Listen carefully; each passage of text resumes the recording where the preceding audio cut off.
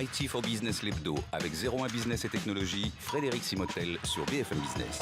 De retour dans notre émission IT for Business l'hebdo, dans notre partie chronique avec nos journalistes, Juliette Fauché, journaliste à la rédaction de 01 Business. Bonjour Juliette. Bonjour Frédéric. Et Yann Serra, journaliste également à la rédaction de 01 Business. Bonjour Yann. Bonjour Frédéric. Coup de cœur, coup de griffe cette semaine? Ce sera un coup de cœur. Un coup de cœur. Eh bien, on va voir tout ça avec vous. Et puis ensuite, ne manquez pas le coup de pouce à une start-up avec Laurent Jamet, cofondateur d'Isorg. Juliette, à la une de 01 cette semaine, un dossier sur les nouvelles tendances technologiques 2013. On a beaucoup parlé dans cette émission. On en reparle dans le journal 01. Donc les entreprises se transformeront de façon significative, donc toujours sous le cloud, le big data, les réseaux sociaux et tout ce qui est Internet des objets. Donc en 2012, elles ont déjà commencé à faire cette transformation. Ça va se préciser et ça va influer sur l'organisation même des entreprises qui vont être plus collaboratives et moins pyramidales. Ça, c'est la première tendance.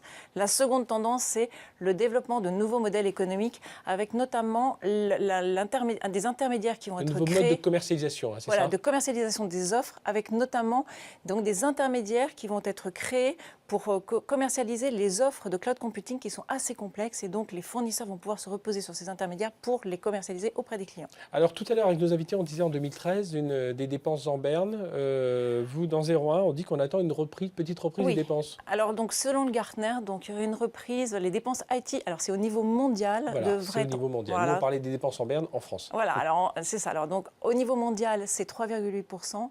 En Europe, c'est 1,4% seulement. Et effectivement, au niveau européen, il y a une disparité entre donc, les pays. D'un côté, l'Allemagne et l'Angleterre, c'est 1,4% et la France, entre 0 et 1% seulement. Donc si vous voulez connaître les technologies qui tireront le marché, vous pouvez quand même lire cet article.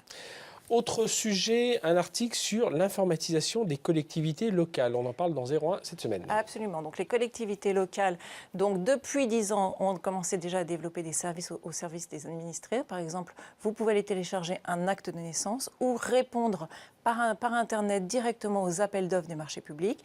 Donc les collectivités locales doivent faire 2,2 milliards d'économies à l'horizon 2016. Et tout ça grâce au numérique. Enfin, le numérique. Voilà, donc le numérique y est pour beaucoup, avec ces services des administrés qu'elles vont devoir continuer à développer, et puis aussi par l'homogénéisation des systèmes d'information qui vont pouvoir permettre de leur réduire leurs coûts informatiques. Eh bien, merci Juliette Fauché de toutes ces précisions. C'est à la une de 01.